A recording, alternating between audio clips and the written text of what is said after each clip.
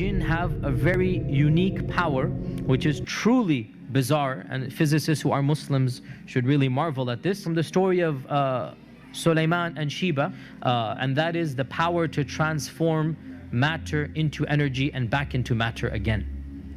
And that's something that we are trying to figure out how to do. E equals mc squared. Energy and matter are related, we know this. And the jinn have the power to do this. How do we know this? The throne of Bilqis, or the queen of Sheba, the throne that from Yemen to Jerusalem. قال عفريت من الجن. Now, jinns, there are many levels, and ifrit are the most evil and the most powerful. Ifrit are what Western literature calls demons of the jinn. These are the worst of the worst.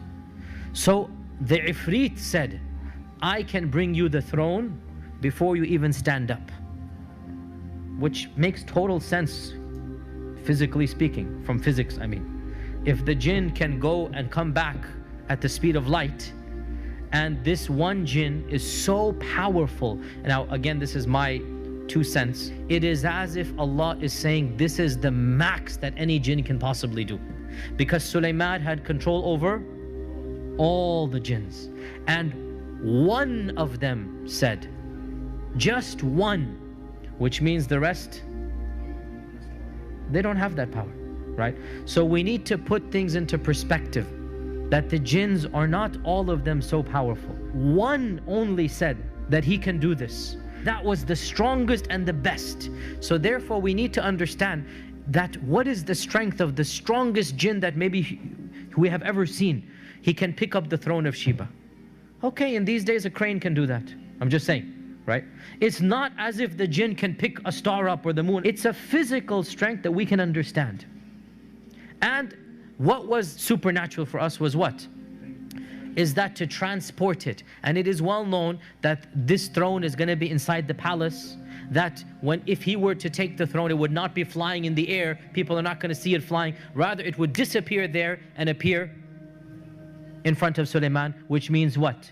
E equals mc squared here, right? Einstein was probably right in this regard. And this is what we believe, if we believe in the story, that it is possible somehow the jinn have the power to take matter, transform it to energy, take it all the way back, and then reproduce it, right? And by the way, this is something that is well known, mutawatir, from the stories and whatnot, that it is possible for a magician to just produce an item that was lost, literally, and he goes, here it is, right? So what are some of the physical characteristics of the jinn? What are the jinn made of? What type of fire? Smokeless fire. So if they're a type of energy, how fast can they go? Quite literally, the speed of light. Quite literally, they travel at the speed of light, right? If they're energy, then do physical structures block them?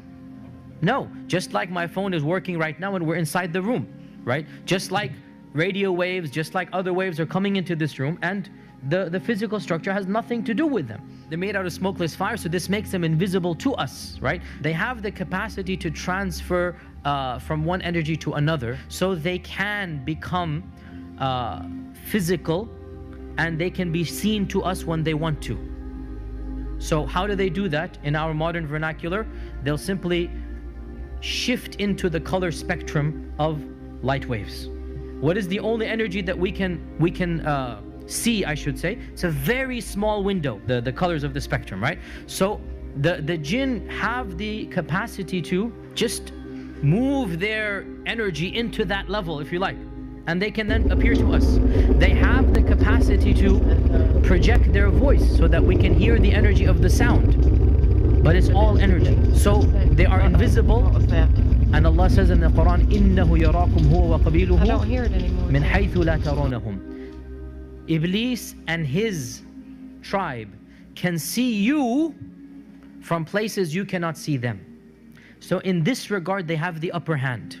They can see you and you cannot see them. They can make their presence known to you. You don't have any clue where they are or not.